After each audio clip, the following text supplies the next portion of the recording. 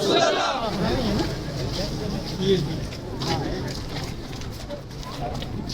बेटे कहाँ से नशहरों फ्रांस गोटी शहरपुर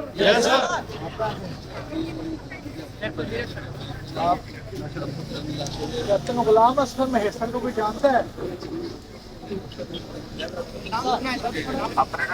डीआईजी रहे हैं हमारे।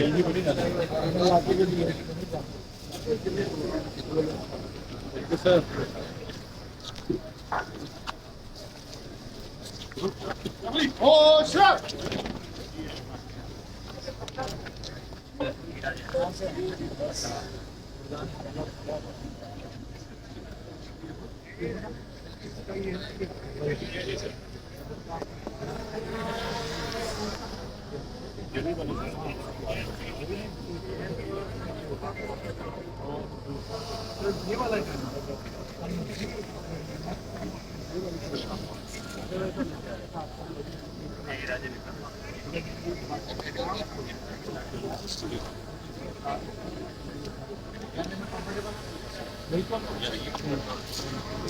आसान बात हो गया। आसान बात जी तैयार है?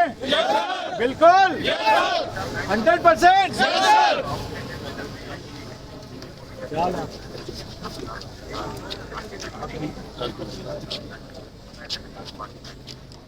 बेटा आपको हेल्प है ना?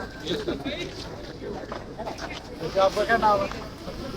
कहाँ से हैं आप? किस इलाके से हैं? किस इलाके के रहने वाले हैं? पहले वाली